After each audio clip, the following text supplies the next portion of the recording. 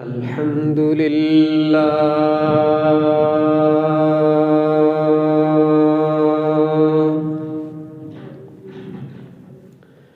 الحمد لله نحمده ونستعينه ونستغفره ونؤمن به ونتوكل عليه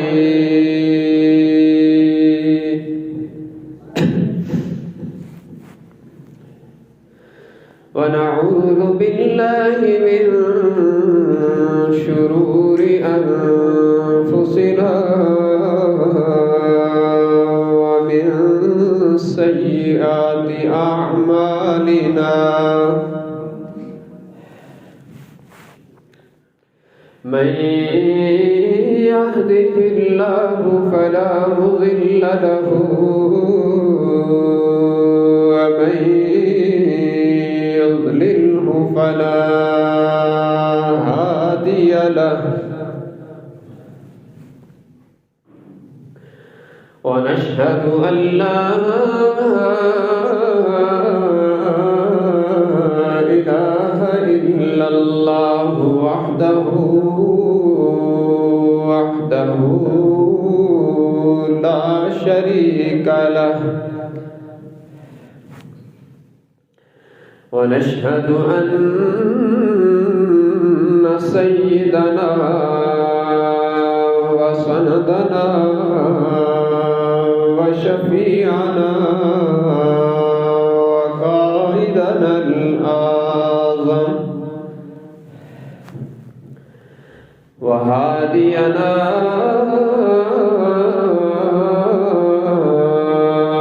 ومرشدنا ومأوانا وملجانا ومولانا محمدا عبده ورسوله أرسله بالحق بشيرا ونذيرا وداعيا إلى الله بإذنه وسراجا منيرا وصلى الله تعالى عليه وعلى آله وأصحابه وبارك وسلم تسليما كثيرا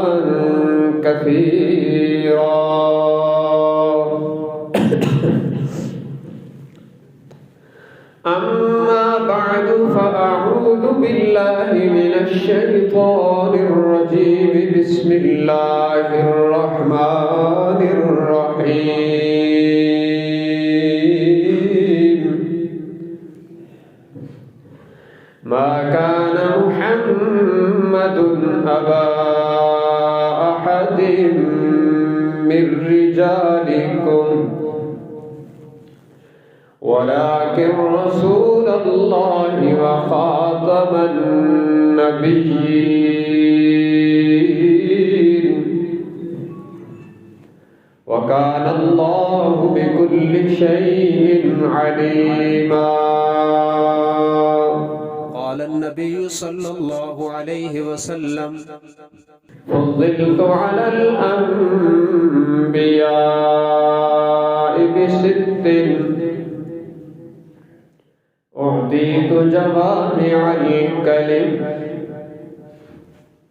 ونصرت بالرعب وأحلت لي الغنائم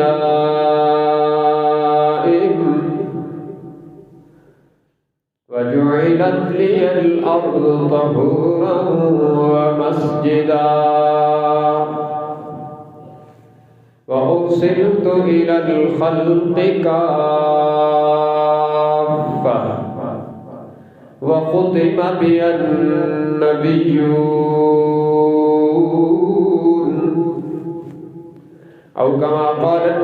صلى الله تبارك وتعالى عليه وسلم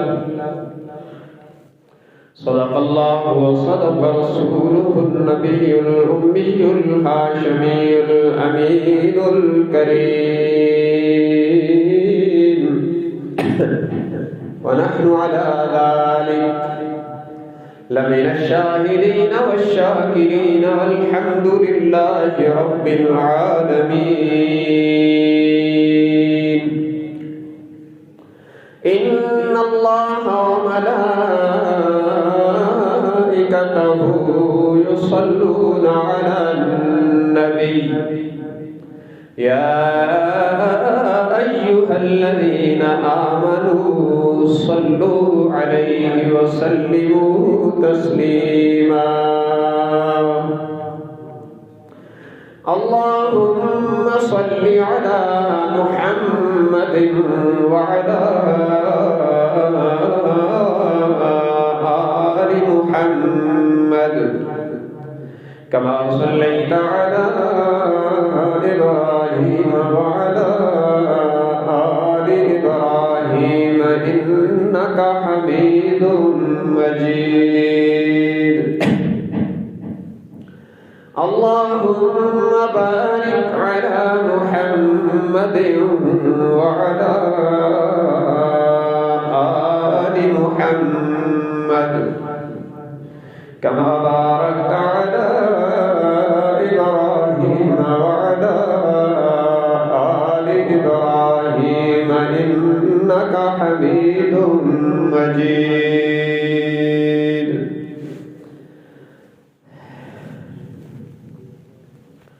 حاضرین کرام قدر،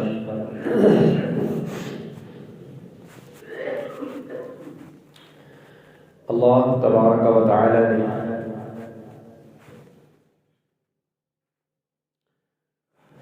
انسانیت تک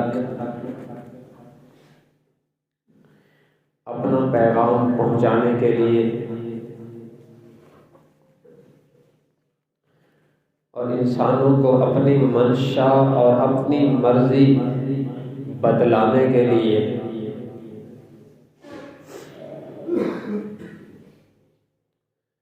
اپنے نمائندوں کے طور پر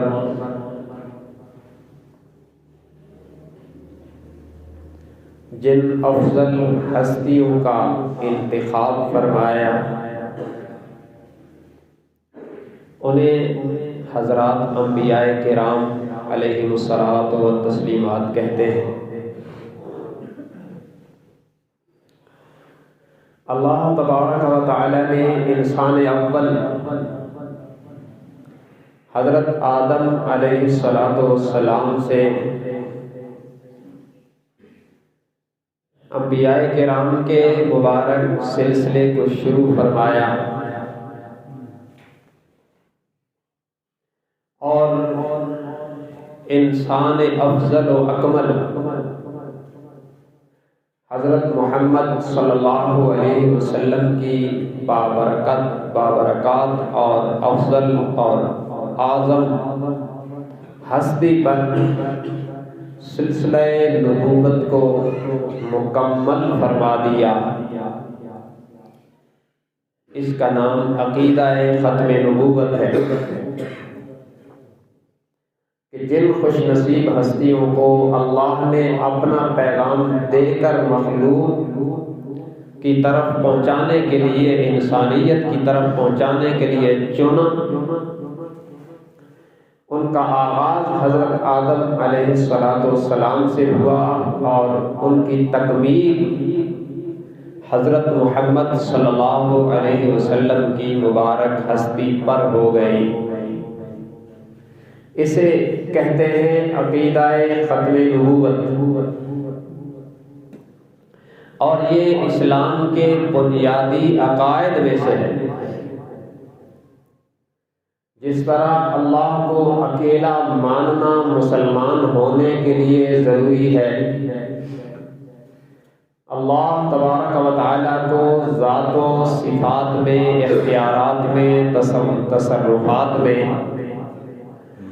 اکیلا تنہا وحدہ لا شریک ماننا مسلمان ہونے کے لیے ضروری ہے۔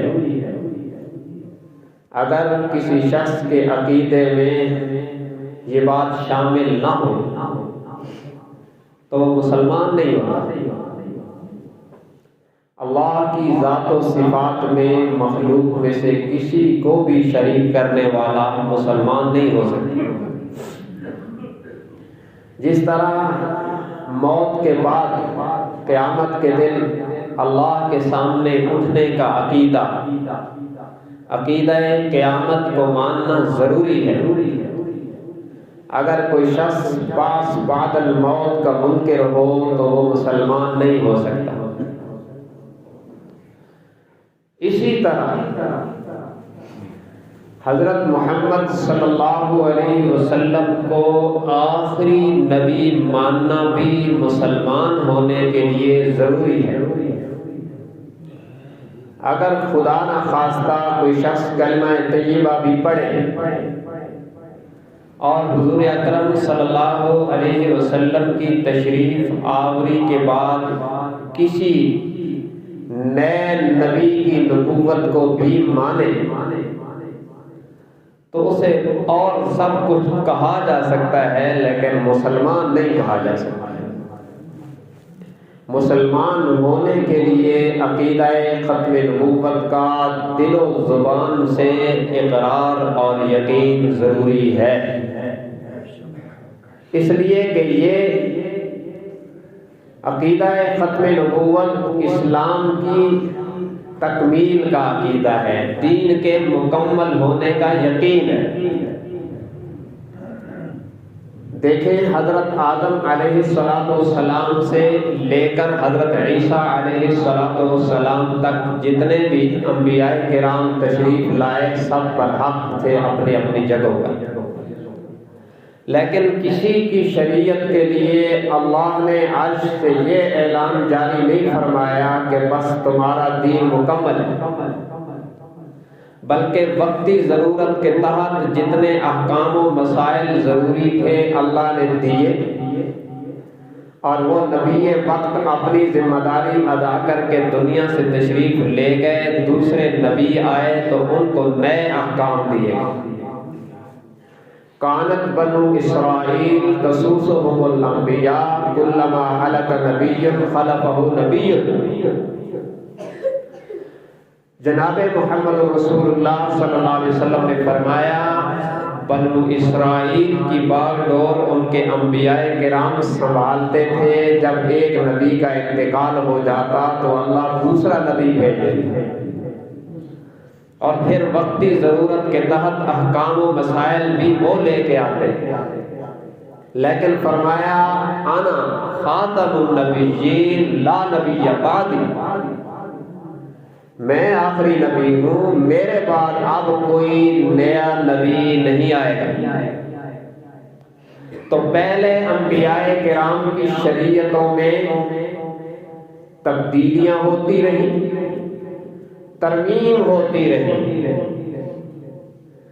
جب حضرت محمد صلی اللہ علیہ وسلم کی ذات اقدس پر اللہ نے نبوت کے مبارک سلسلے کو مکمل کیا تو یہ اس بات کا اعلان تھا کہ ان کو جو دین دیا، جو مذہب دیا، جو اسلام دیا، یہ ناقابل ترمیم ہے، اس میں قیامت کی صبح تک کوئی تبدیلی نہیں آئے گی، اب اس کا کوئی حکم منسوخ نہیں ہوگا، کوئی مسئلہ بدلا نہیں جائے گا، اس لیے کہ دین میں تبدیلی کا اختیار اللہ نبیوں کو دیتے تھے۔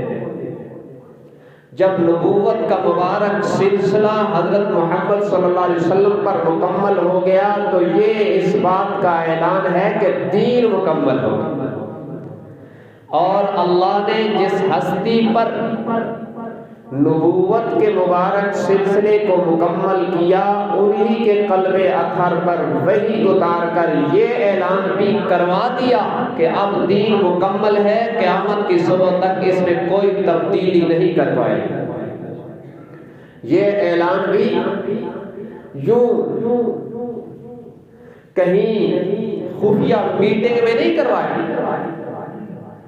اس وقت کروایا جب حضرت محمد صلی اللہ علیہ وسلم کے سامنے 1.25 لاکھ انسانوں کا ٹھاٹھے مارتا ہوا سمندر موجود تھا۔ یہ سن 10 ہجری حضور اکرم صلی اللہ علیہ وسلم کی دنیاوی حیات طیبہ کا آخری حج ہے، اور عرفات کا میدان ہے، چاروں طرف سے فرزندان اسلام جمع ہے، حضرات صحابہ کرام کا فقید المثال بے مثال با کمال اجتماع ہے۔ اس اجتماع میں جناب جبرائیل امین یہ بشارت لے کے آئے، یہ خوشخبری لے کے آئے، فرمایا الیوم اکملت لکم دینکم واتممت علیکم نعمتی ورضیت لکم الاسلام دینا۔ فرمایا آج کے دن تم پر تمہارا دین، آج کے دن میں نے تم پر تمہارا دین مکمل کر لیا ہے اور تم پر اپنی نعمت پوری کر دی ہے۔ وَرَضِيتُ لَكُمُ الْإِسْلَامَ دِينًا، اب قیامت تک کے لیے تمہارے لیے اسلام کو بطور دین پسند کر لیا گیا ہے۔ اور یہ اس ہستی کے قلب اطہر میں وحی اتری ہے جن کی زبان اطہر سے پہلے اعلان کروا دیا گیا، ما کان محمد ابا احد من رجالکم ولکن رسول اللہ وخاتم النبیین وکان اللہ بکل شیء علیما۔ لوگوں سنو، محمد صلی اللہ علیہ وسلم تم مردوں میں سے کسی کے نسبی باپ تو نہیں، کیونکہ آپ کے بیٹے تو بچپن ہی میں اللہ نے بلا لیے۔ کوئی فرزند میرے آقا کا جسمانی فرزند بالغ نہ ہوا، اللہ نے بچپن ہی میں اپنے پاس بلا لیے۔ فرمایا تم مردوں میں سے کسی کے جسمانی باپ تو نہیں، لیکن آپ کے 2 منصب ہیں، وَلَٰكِن رَّسُولَ اللَّهِ وَخَاتَمَ النَّبِيِّينَ۔ ایک منصب تو یہ ہے کہ آپ اللہ کے رسول ہیں، اللہ کا پیغام اللہ سے لیتے ہیں، دنیا کو دیتے ہیں۔ پھر کوئی کہہ سکتا تھا جناب رسول تو پہلے بھی گزرے ہیں، فرمایا وخاتم النبیین، رسول تو پہلے بھی گزرے ہیں لیکن یہ رسولوں کے خاتم ہیں، یہ آخری نبی ہیں، ان کے بعد رسالت و نبوت کے دروازے کو قیامت تک کے لیے اللہ نے بند کر دیا ہے۔ اب قیامت تک کے لیے اللہ نے ان کا نام اپنے نام سے جوڑ دیا ہے۔ قیامت تک کے لیے جہاں جہاں پر اللہ کی توحید کا ترانہ گونجے گا، وہاں انہی کی رسالت کا ترانہ گونجے گا۔ اذان و اقامت میں، نمازوں میں، مسجد کے میناروں پر، منبروں، محراب میں، جہاں کہیں اللہ کا ترانہ گونجے گا وہاں حضور کی رسالت کا ترانہ بھی گونجے گا۔ کلمے میں لا الہ الا اللہ آئے گا تو محمد رسول اللہ بھی آئے گا۔ اذان میں اشہد ان لا الہ الا اللہ آئے گا تو اشہد ان محمد رسول اللہ بھی آئے گا۔ نماز میں اشہد ان لا الہ الا اللہ آئے گا تو اشہد ان محمد عبدہ ورسولہ بھی آئے گا۔ پوری کائنات میں جہاں اللہ اللہ کی توحید کا ترانہ گونجے گا، وہاں حضور کی رسالت و ختم نبوت کا ترانہ بھی گونجے گا، یہاں تک کہ دنیا میں بھی ہر موقع پر اللہ کی توحید کا ترانہ بھی گونجے گا، تو اللہ کے نبی آخری نبی کی رسالت کا ترانہ بھی گونجے گا۔ قبر میں اللہ کی ربوبیت کا سوال ہوگا تو حضور کی رسالت کے سوال کا جواب بھی دینا ہوگا۔ عالم برزخ میں بھی اللہ کی توحید کا سوال ہوگا تو حضور کی رسالت کا بھی سوال ہوگا، یہاں تک کہ عالم حشر میں جہاں اللہ کی توحید کا ترانہ گونجے گا تو حضور کی رسالت کا ترانہ بھی گونجے گا۔ اللہ نے جوڑ دیا اپنے نام کے ساتھ۔ تو بہرحال بات یہاں سے شروع ہوئی کہ اللہ نے اعلان کر دیا دین مکمل ہے، اس لیے کہ نبوت کی تکمیل ہے۔ دین نبی لاتا ہے، جب نبوت کا دروازہ بند ہے تو دین میں تبدیلی کا امکان بھی نہیں، یہ بھی مکمل ہے۔ اسی لیے جو لوگ دین کو مکمل نہیں سمجھتے وہی نبوت کی تکمیل کا عقیدہ بھی نہیں رکھتے، انکار کے اپنے اپنے طریقے۔ بہرحال ہمارا بنیادی عقیدہ توحید کی طرح اور قیامت کی طرح یہ ہے کہ حضور اکرم صلی اللہ علیہ وسلم اللہ کے آخری نبی ہے۔ آپ کی مقدس ذات پر اللہ نے نبوت کے دروازے کو بند کر دیا اور دین کی تکمیل کر دی۔ اب قیامت تک کے لیے جتنے احکام ضروری تھے اور ضرورت پڑنے تھے اللہ نے سب اپنے آخری نبی کو دے کر بھیجا۔ سابقہ انبیاء کرام کو بعض احکام دیے اور حضور کو قیامت تک کے لیے جتنی ضرورت تھی سب دی۔ اور یہ اپنی طرف سے میں نہیں کہہ رہا، یہ بھی قرآن ہے۔ ان کو کچھ دیا، ان کو کچھ دیا، ہمارے پیغمبر کو قیامت تک کے لیے جتنی ضرورت تھی وہ سب کچھ دی، یہ قرآن میں ہے۔ ان کو بعض احکام دیے، پہلے وہ آیت سنو، یہ تیسرا پارہ آخری رکوع ہے۔ فرمایا وَإِذْ أَخَذَ اللَّهُ مِيثَاقَ النَّبِيِّينَ لَمَا آتَيْتُكُم مِّن كِتَابٍ وَحِكْمَةٍ۔ رب العالمین نے عالم حشر میں، عالم ارواح میں دو جلسے کیے۔ ایک جلسہ وہ کیا جس میں میں اور آپ بھی موجود تھے، روح کی صورت میں، اور ہم سب سے پوچھا الست بربکم، کیا میں تمہارا رب ہوں کہ نہیں؟ تو ہم سب نے کہا بلا وربنا، کیوں نہیں، تو ہی ہمارا رب ہے۔ اور بس جلسہ ختم ہو گیا، مختصر جلسہ اللہ نے کیا، ساری انسانیت کی روحوں سے خطاب کیا، اور یہ جلسہ عوامی اجتماع تھا۔ پھر ایک جلسہ اور کیا جو خواص کا اجتماع تھا، جس میں میں اور آپ نہیں تھے، جس میں حضرات انبیاء کرام کی مبارک مقدس پاکیزہ روحیں تھیں۔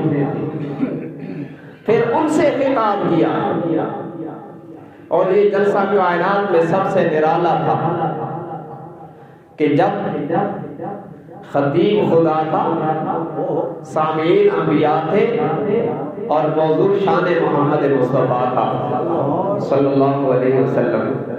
اس جلسے جیسا جلسہ کائنات میں نہ کوئی ہوا ہے نہ ہوگا۔ یہ بے مثال اجتماع تھا، پاکیزہ اجتماع تھا، سامعین بھی اعلیٰ تھے، عنوان بھی اعلیٰ تھا، اور خطیب بھی اعلیٰ تھا۔ باکمال اجتماع ہے۔ ان میں رب العالمین نے جو خطاب کیا اس کو قرآن میں محفوظ کیا۔ قیامت تک اس کی حفاظت پر اپنا خود اپنا پہرا لگا رکھا ہے. قیامت تک جو اس آیت کو پڑھے گا تو وہ حضور کی ختم نبوت کا اعلان کرے گا. فرمایا وَإِذْ أَخَذَ اللَّهُ مِيثَاقَ النَّبِيِّينَ لَمَا آتَيْتُكُم مِّن كِتَابٍ وَحِكْمَةٍ. فرمایا میرے نبی و رسولو، میں تمہیں کتاب و حکمت میں سے کچھ دے کر اپنے اپنے ادوار میں دنیا میں بھیجوں گا.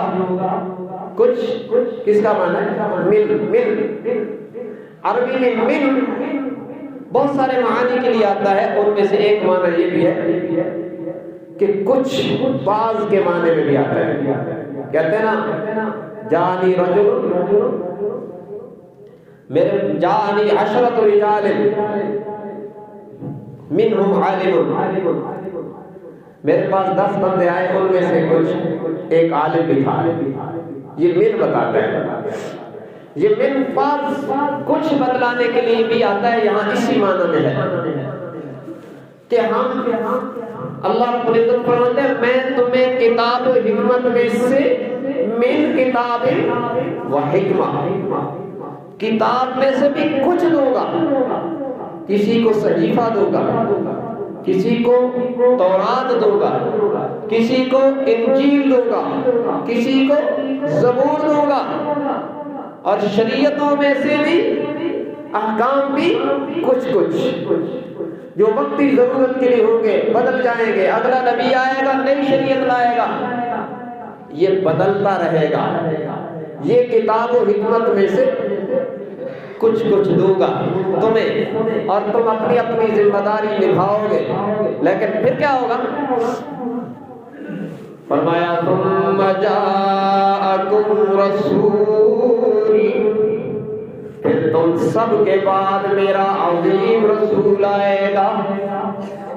یہ جو ثم ہے عربی میں، یہ بعد کا معنی دیتا ہے، بعد میں آنا بتلاتا ہے. جیسے ہم کہتے ہیں نا میرے پاس وہ آیا پھر وہ آیا. یہ جو اردو میں پھر ہے، عربی میں ثم ہے. یہ بتلاتا ہے کہ پہلے تم سب جاؤ گے، پھر ثم جاءکم رسول، پھر میرا عظیم رسول آئے گا. عظیم کس کا معنی ہے؟ یہ جو رسول میں 2 پیشے ہیں نا، اس کو کہتے ہیں عربی میں تنوین، اور التنوین للتعظیم. یہ تنوین مختلف معنی کے لیے عربی گرامر میں آتی ہے. یہاں ہے عظمت بتلانے کے لیے، بلندی بتلانے کے لیے. جیسے ہم کہتے ہیں فلاں بڑا لیڈر ہے، یہ جو اردو میں کہتے ہیں بڑا لیڈر ہے، عربی میں 2 پیشے یہی بتلا دیتے ہیں. عربی زبان جامع زبان ہے، اس کی 2 پیشے یہی بتلاتی ہے. ثم جاءکم رسول، پھر تم سب کے بعد میرا عظیم رسول آئے گا، عظمتوں والا رسول آئے گا، بلندیوں والا رسول آئے گا.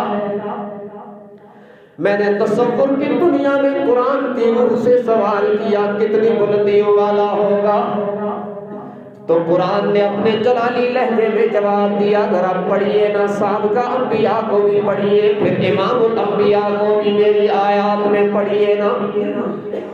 جناب موسیٰ علیہ السلام دوڑ کر کوہ طور پہ جا رہے ہیں.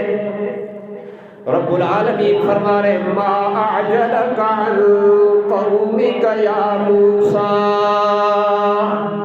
موسیٰ قوم سے جلدی دوڑ کر تم کیوں آئے ہو؟ وہ جواب میں کہتے ہیں عجلت الیک رب لترضی، میرے رب میں اس لیے دوڑ کے آیا ہوں تاکہ مجھے دوڑتا دیکھ کے آپ خوش ہو جائیں. یہ اللہ کی رضا کے لیے دوڑ رہے ہیں. اور جب آمنہ کے نام کی باری آئی تو قرآن کہتا ہے وَلَسَوْفَ يُعْطِيكَ رَبُّكَ فَتَرْضَىٰ، میرے محبوب ہم تو آپ کو اتنا دیں گے کہ آپ خوش ہو جائیں گے، آپ راضی ہو جائیں گے۔ وہ کتنا دیں گے؟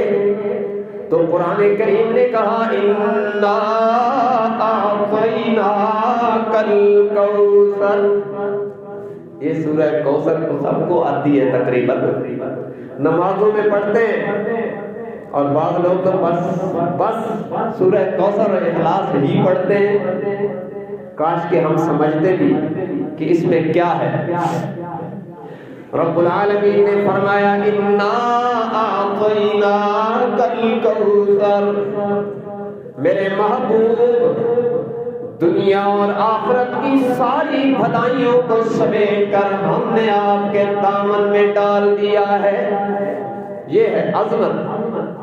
انہیں لما آتیتکم من کتاب و حکمہ، انہیں تو کچھ دیا، لیکن جب ان کی باری آئی تو فرمایا اِنَّا أَعْطَيْنَاكَ الْكَوْثَرَ، میرے محبوب دنیا اور آخرت کی ساری بھلائیوں کو جمع کر کے ہم نے آپ کے دامن میں سجا دیا ہے۔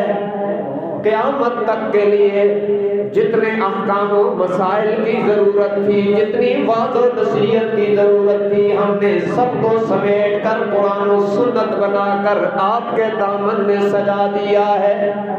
کوثر، بخاری شریف میں اسی آیت کی تفسیر میں حضرت عبداللہ ابن عباس کہتے ہیں الکوثر الخیر الکثیر، اور الخیر جو ہے نا یہ سپرلیٹو ہے، اس میں تفضیل ہے۔ الکوثر الخیر الکثیر، کوثر کا معنی ہے بہت زیادہ اچھائیاں۔ کتنی زیادہ؟ اس کے لیے کوئی پیمانہ نہیں ہے، یہ سب کچھ۔ لیکن اگر آپ قرآن پہ غور کریں، اِنَّا أَعْطَيْنَاكَ الْكَوْثَرَ، میرے محبوب ہم نے آپ کے دامن میں دنیا اور آخرت کی ساری بھلائیاں ڈال دی، ہم نے دی۔ گویا رب العالمین نے بتلایا میرے محبوب مخلوق کی بلندیاں تو ساری بلندیاں آپ پہ ختم ہو جائیں گی، لیکن عقیدے کی دنیا میں بتلا دیجئے داتا میں خود رہوں گا۔ یہ نہیں کہ کوئی دیکھ کر کہے کہ ساری بھلائیاں تو ان کے دامن میں ہیں، لہذا ان سے مانگنا شروع کر دے۔ مانگنا ان سے نہیں، ماننی ان کی ہے، مانگنا اس سے ہے۔ اطاعت ان کی ہے، عبادت اس کی ہے۔ اللہ نے دیا سب کچھ، لیکن ساتھ یہ بھی بتلایا کہ دینے والے ہم ہیں، لینے والے وہ ہیں۔ ان جیسا لینے والا کوئی نہیں اور مجھ جیسا دینے والا بھی کوئی نہیں۔ عقیدہ بھی سمجھی، خدا مصطفیٰ کو خدا نہ بنا دے، ان کا مقام مخلوق میں سب سے بلند ہے، لیکن بندہ ہونا ان کی شان ہے، عابد ہونا ان کی شان ہے، معبود ہونا رب کی شان ہے۔ تو سب کچھ، اور یہاں ایک اور بات بھی سمجھا، کوثر کیا ہے؟ اِنَّا أَعْطَيْنَاكَ الْكَوْثَرَ، فرمایا میرے محبوب ہم نے آپ کو کوثر عطا کیا۔ ایک معنی وہ جو حضرت عبداللہ ابن عباس نے کیا، دنیا اور آخرت کی ساری بھلائیاں، اور بہت کچھ کہا اس پر مفسرین نے۔ ایک معنی یہ کہ حوض کوثر جو حضور اکرم صلی اللہ علیہ وسلم کو خاص عطا ہوگی قیامت کو، حوض کوثر جہاں حضور علیہ السلام کھڑے ہوں گے اور کوثر کے جام بھر بھر کر پلائیں گے، وہ ہے حوض کوثر۔ حدیث میں آتا ہے اس پر رکھے پیالوں کی تعداد آسمان کے ستاروں سے زیادہ ہوگی۔ یہ ہے حوض کوثر۔ یہاں علماء نے ایک بڑی عجیب بات کہی، اگر ہمارے دلوں کی کھڑکیاں کھلی ہو اور اللہ کرے کہ وہ بات اتر جائے۔ ایک ہے حوض کوثر، اور وہ ملے گا قیامت کے بعد۔ ایک ہے دنیا میں بھی کوثر، دنیا کا کوثر ہے قرآن و سنت، اور پھر قیامت کے دن حوض کوثر بھی عطا ہوگا۔ اشارہ یہ ہے کہ جو دنیا والے کوثر قرآن و سنت سے عقیدے اور عمل کی دنیا میں سیراب ہوگا، حوض کوثر سے کوثر کے جام سے بھی سیراب ہوگا۔ جو دنیا والے کوثر کو نظر انداز کرے گا تو حوض کوثر پہ جائے گا۔ حضور علیہ السلام دور سے فرمائیں گے آنے دو، میری امت کا معلوم ہوتا ہے، تو فرشتے کہیں گے لا تدری انکا ما تحدث بعد ذلك، آپ کو پتہ نہیں، آپ تو دنیا سے تشریف لے آئے، انہوں نے تو اپنی مرضی کو دین بنایا اور آپ کے لائے ہوئے دین کا حلیہ بگاڑ دیا۔ انہوں نے رسم و رواج، برادریاں، قبیلے اور ان کی روایات کو دین بنائے رکھا، آپ کے لائے ہوئے دین کی تو شکل بگاڑ دی۔ تو پھر حضور فرمائیں گے سحقن سحقن، اور ایک روایت میں ہے سحقن لاصحاب النار، ان جہنمیوں کو دور لے جاؤ، میرے قریب نہ لاؤ۔ تو قرآن و سنت والے کوثر سے جو عقیدے اور عمل کی دنیا میں سیراب ہوگا اسے حوض کوثر کا جام نصیب ہوگا، اور حوض کوثر کا پیالہ جو ایک بار پیے گا قیامت کے دن کا 50,000 سال کا لمبا دن ہوگا، لیکن دوبارہ کبھی پیاسا نہیں ہوگا۔ تو حوض کوثر ملے گا اسی کو جو قرآن والے کوثر سے پیے گا، جو سنت والے کوثر سے پیے گا۔ یہاں مرضی اپنی کرے تو وہاں تو پھر اللہ کی مرضی چلے گی، وہاں پھر کچھ نہیں ملے گا۔ تو اس لیے یہاں عبادت خدا کی، اطاعت مصطفیٰ کی، مرضی ہماری نہیں، ہم عبد ہیں۔ عبد کہتے ہیں غلام کو، غلام آزاد نہیں ہوتا کہ جو چاہے کرے، وہ آقا کا پابند ہوتا ہے۔ ہم عبداللہ ہیں، عباد اللہ ہیں، اللہ کے بندے ہیں، اس لیے اللہ کے پابند ہیں۔ اور اللہ نے اپنے ایک بندے کے سر پر ختم نبوت کا تاج سجا کر کہا کہ میری مانو اور یوں مانو، جیسے یہ مان کے دکھا رہے ہیں، اور ان کے ارد گرد جو لوگ صحابہ ہیں جیسے وہ اطاعت کر کے دکھا رہے ہیں نا، ایسے مانو۔ ایسے مانو گے تو اقتدیتم اہتدیتم، پھر تم منزل تک پہنچو۔ تو بہرحال بات وہاں سے چلی کہ اللہ نے باقی نبیوں کو کچھ کچھ دیا، حضور کو قیامت تک کے لیے جتنی ضرورت تھی وہ سب کچھ دیا، اور پھر سارے نبیوں سے ان کی ختم نبوت کے اقرار کا وعدہ بھی لیا۔ فرمایا ثم جاءکم رسول مصدق لما معکم لتؤمنن به ولتنصرنہ، پھر تم سب کے بعد میرا آخری رسول آئے گا، عظیم رسول آئے گا، تم وعدہ کرو اپنے اپنے ادوار میں ان کی رسالت و نبوت اور ان کی آمد کی خوشخبریاں بھی دیتے جاؤ گے، اور اگر تمہاری ان سے ملاقات ہو تو ان پر ایمان بھی لاؤ گے، ان کا تعاون بھی کرو گے۔ سارے نبی خوشخبریاں دیتے آئے ہیں، بلکہ ایک نبی کا ترانہ تو قرآن میں اللہ نے محفوظ کرتے ہوئے فرمایا مبشرا برسول یأتی من بعد اسمہ احمد۔ جناب عیسیٰ علیہ السلام اپنی قوم کو تقریر کرتے ہوئے فرماتے ہیں میرے بعد ایک رسول آئے گا جس کا نام احمد ہوگا، اور میرے نبی نے فرمایا انا فی الارض محمد وفی السماء احمد، اللہ نے زمین پہ میرا نام محمد رکھا ہے اور آسمانوں پہ میرا نام احمد ہے۔ اور شاید اسی لیے آسمان پر جانے والے نبی نے اور آسمانوں میں اب بھی رہنے والے نبی نے خوشخبری دی کہ میرے بعد نبی آئے گا اس کا نام احمد ہوگا۔ یہ خوشخبری حضرت عیسیٰ کی زبان سے اللہ نے جاری کی، اور وہ ابھی بھی آسمانوں میں زندہ ہے، تو آسمانوں میں حضور کا نام احمد ہے، اس لیے حضرت عیسیٰ کی تقریر میں بھی حضور کا نام احمد ہے۔ تو فرمایا تم وعدہ کرو لتؤمنن به ولتنصرنہ، تو ان پر ایمان بھی لاؤ گے، ان کا تعاون بھی کرو گے۔ قال اقررتم واخذتم على ذلكم اصری۔ رب العالمین نے فرمایا میرے نبی اور رسولوں کیا تم اقرار اور وعدہ کرتے ہو کہ نہیں؟ سارے نبیوں نے، سب نبیوں کی روح نے بیک زبان ہو کے کہا قالوا اقررنا، الہ العالمین ہم وعدہ کرتے ہیں ہماری زندگیوں میں وہ آئے تو ان پر ایمان بھی لائیں گے، تعاون بھی کریں گے۔ رب العالمین نے فرمایا قال فاشهدوا وانا معكم من الشاهدين، تم بھی گواہ ہو اور میں بھی تمہارے ساتھ اس معاہدے کا گواہ بن جاتا ہوں۔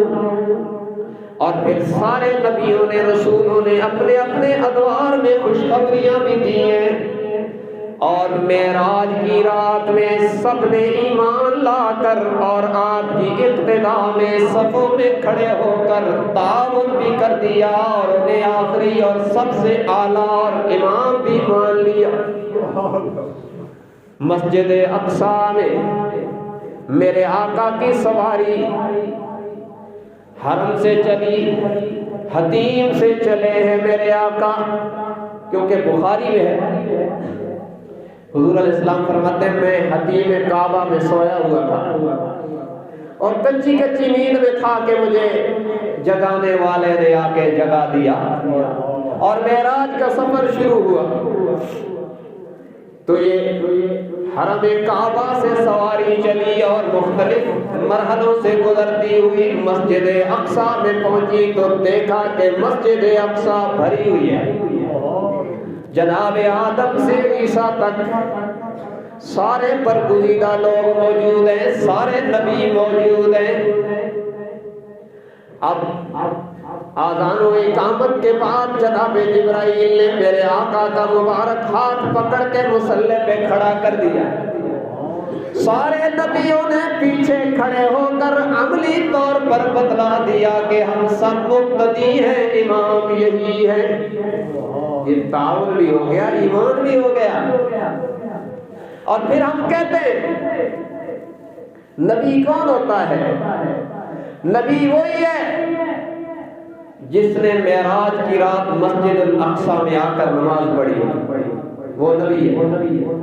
مرزے کو دیکھیں وہاں تھا، مرزائیوں سے پوچھے یہ تمہارا کانا چال باز گندگی اور غلاظت کا مجسمہ یہ وہاں تھا؟ تو یہ دوبارہ بھی پیدا ہوتے ہیں تو یہ نہیں کہیں گے کہ یہ وہاں تھا۔ وہاں نہیں تھا تو نبی بھی نہیں ہے۔ نبی جتنے تھے سارے وہاں تھے، جنہوں نے مسجد اقصیٰ میں حضور کی امامت میں نماز پڑھی انہیں انبیاء کہتے ہیں، اور جس خوش نصیب شخصیت نے اس جماعت میں امامت کرائی انہیں خاتم الانبیاء کہتے ہیں، انہیں ختم نبوت کا تاجدار کہتے ہیں۔ مرزے کی ذریت کا کوئی وجود وہاں نہیں تھا۔ ایسے ناپاک وجودوں کو پاکیزہ جگہ ملتی کہاں ہے جن کا آغاز انگریز کی چاکری سے ہوتا ہے اور اختتام بیت الخلاء پہ ہوتا ہے؟ نبی کے لیے تو شان یہ ہے، نبی کا جہاں انتقال ہوتا ہے اللہ جنت کو اٹھا کے وہاں لاتا ہے۔ ساری دنیا کے لیے قانون اور ہوتا ہے، جب نبی کی باری آتی ہے اللہ ضابطے بدل دیتا ہے۔ یہ غلاظت کا مجسمہ کہاں نبی بن بیٹھا، بدبخت، جس کا آغاز انگریز کی ٹوٹی اور چاکری سے ہوتا ہے، اختتام بیت الخلاء پہ ہوتا ہے۔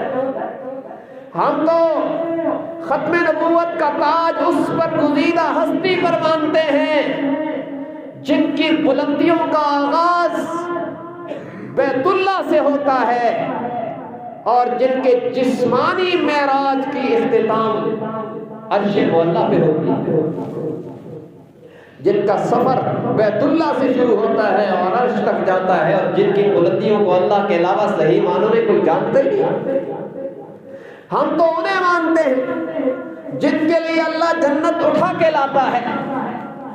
خاتم النبیین کا تاج اللہ نے اس ہستی کے سر پہ پہنایا جنہوں نے جہاں آرام فرمایا اللہ نے اس کے گرد کو بھی جنت بنا دیا.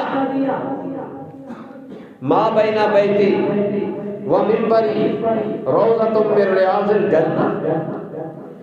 فرمایا یہ جو میرے گھر اور میرے منبر کے درمیان میں یہ سارا زمین کا ٹکڑا ہے جس میں منبر اور گھر بھی شامل ہے، اسے عام زمین کا ٹکڑا نہ سمجھو، یہ جنت کا ٹکڑا ہے.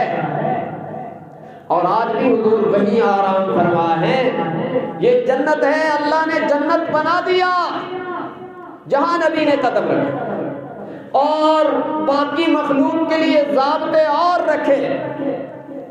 نبی کے لیے تو اللہ نے ضابطے ہی بدل دیے. انگریز کے چاکر کی کیا حیثیت ہے؟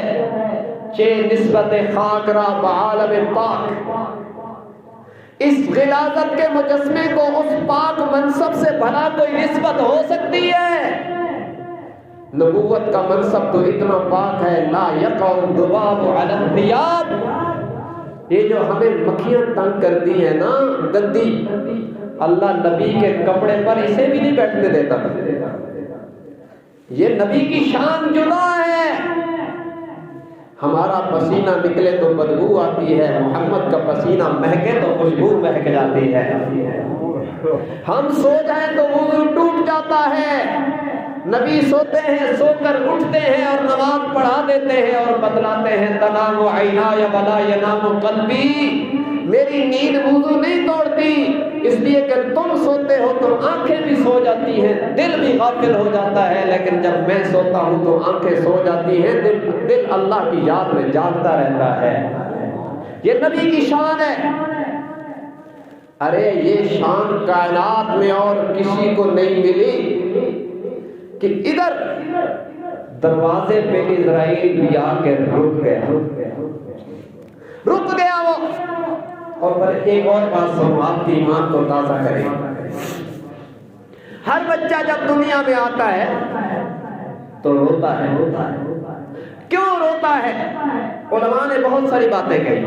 ایک بات یہ بھی ہے کہ ہر بچہ جب دنیا میں آتا ہے تو اس کی پیشانی پر اس کی موت کی تاریخ درج ہوتی ہے، اور اسرائیل آ کر اسے دیکھتا ہے کہ اس نے کب مرنا ہے، اور یہ اسرائیل کو دیکھ کر ڈر سے روتا ہے. کائنات میں ایک ہستی حضرت محمد صلی اللہ علیہ وسلم کی ہے جن کی پیشانی پر ان کی موت کی تاریخ درج نہیں تھی، اس لیے کہ جب موت کی تاریخ درج ہوتی ہے اور اسرائیل آ کے دیکھ لیتا ہے تو اس میں تبدیلی تو نہیں ہوتی.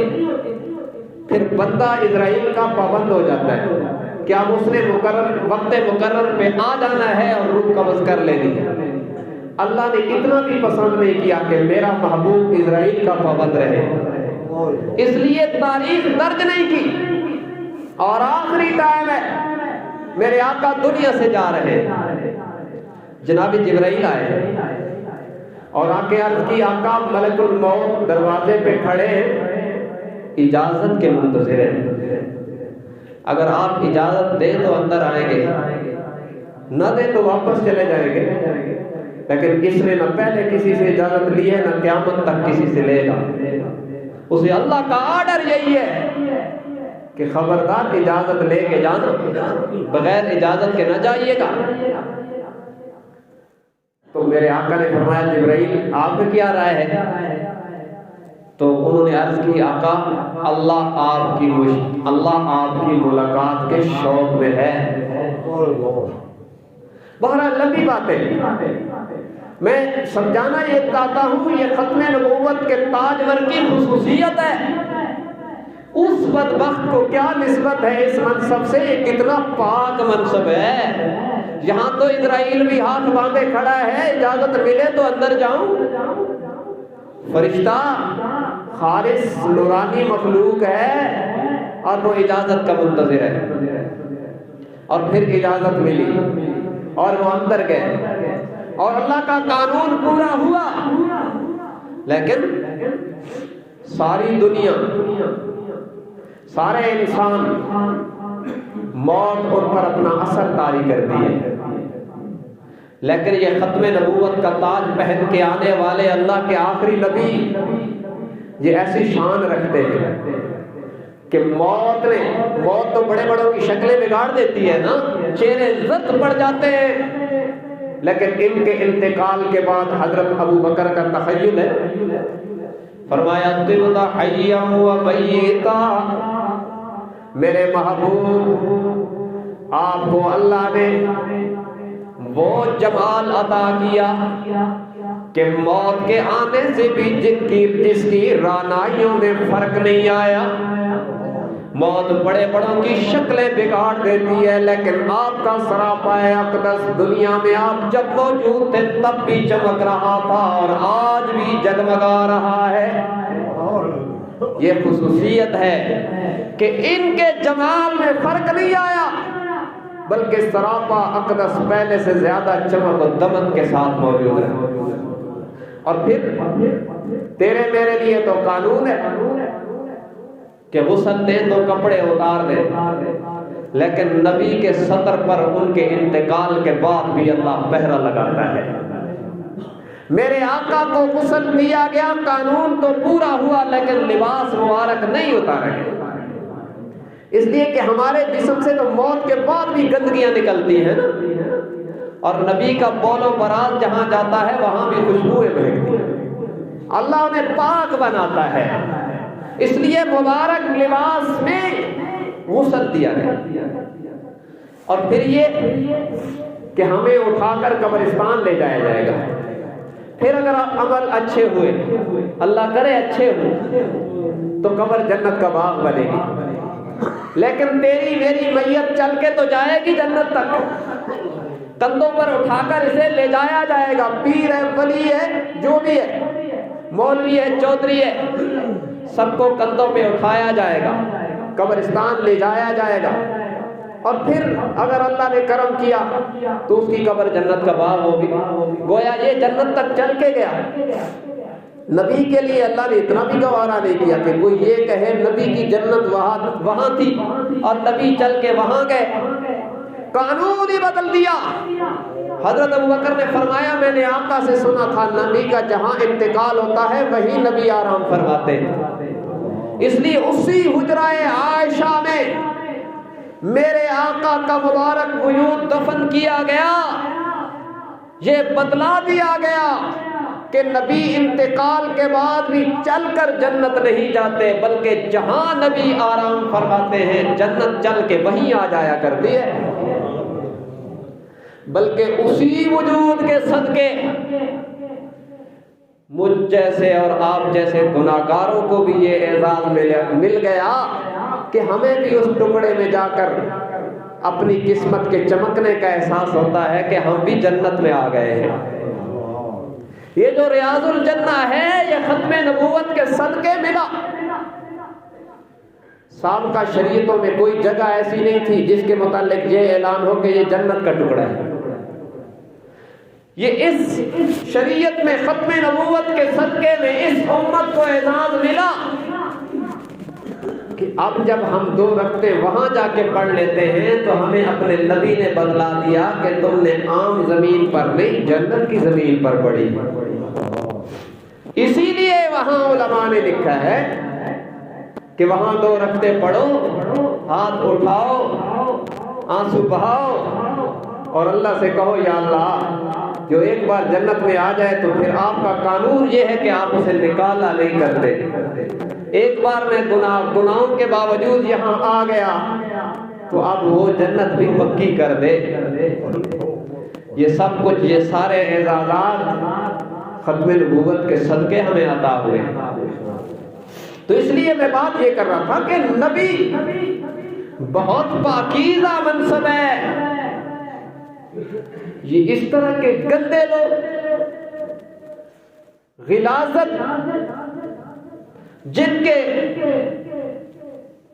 جسم کے روئے میں رچی بسی ہو، ان کو اس پاکیزہ منصب سے کیا نسبت ہے؟ یہ ایسے ہی ہے جیسے وہ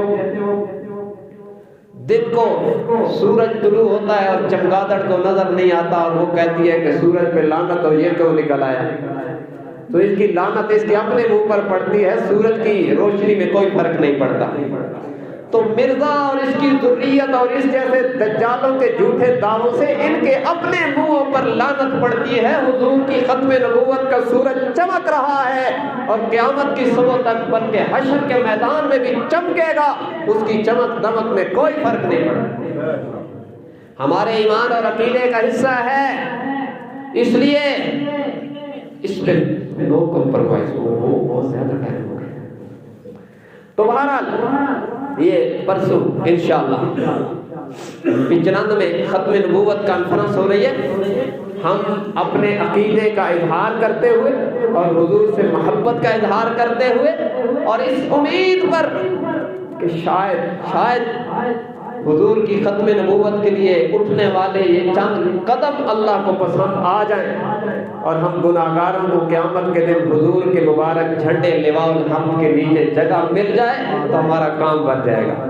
اس لیے سب اپنے اپنے کام روک دیں اور عزم مصمم کریں اللہ کے گھر میں بیٹھ کر کہ حضور کی ختم نبوت کے لیے اتوار کا دن وقف کریں گے۔ انشاءاللہ سب تیار ہیں نا انشاءاللہ؟ بھائیو، قریب الیکشن گزرا ہے، آپ نے بڑے سیاسی جلسے آباد کیے، میرے آقا کی نبوت کے لیے بھی وقت نکالو تاکہ حشر میں یہ تو کہہ سکو یا اللہ وہاں گئے تھے تو یہاں بھی گئے تھے۔ ہو سکتا ہے اللہ کو پسند آ جائے، بڑی واہ واہ کی ہوگی آپ نے، الحمدللہ۔ میں تو کسی سیاسی جلسے میں نہیں گیا، لیکن جو لوگ گئے ہیں میں انہیں کہتا ہوں، سیاست دانوں کے لیے جانے والوں، گنبد خضرا کے مکین محمد مصطفیٰ کی نبوت کے لیے بھی نکلو، سارے تقاضے روک دو۔ آپ نے دنیا کے لیے کام روکے ہوں گے یقیناً، اپنے کام چھوڑ کے ان کے جلسے آباد کیے، آؤ میرے آقا کی ختم نبوت کا جلسہ ہے اسے بھی آباد کیجیے۔ اس لیے اتوار کو چھٹی ہونی چاہیے، دکانیں بند کر دیں، کام روک دیں۔ ایک دن ختم نبوت کے نام ہے، ایک دن آقا مدنی کے نام ہے، سارے کام چھوڑ دو۔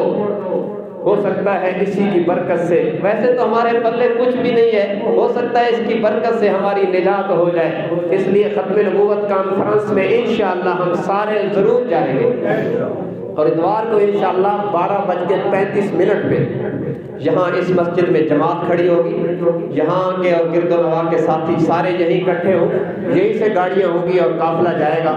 مولانا امن نواز صاحب مدظل العالی کی امامت میں یہاں سب نماز پڑھیں گے اور پھر نماز ظہر ادا کرنے کے بعد یہاں سے قافلہ روانہ ہوگا۔ تو اس کے لیے تیاری بھی کریں اور اس کانفرنس کی کامیابی کے لیے آپ دعائیں بھی فرمائیں۔ اللہ تبارک و تعالی ہم سب کو دین حق کی صحیح سمجھ اور اس پر عمل کی توفیق عنایت فرمائے۔ وآخر دعوانا الحمدللہ رب العالمین۔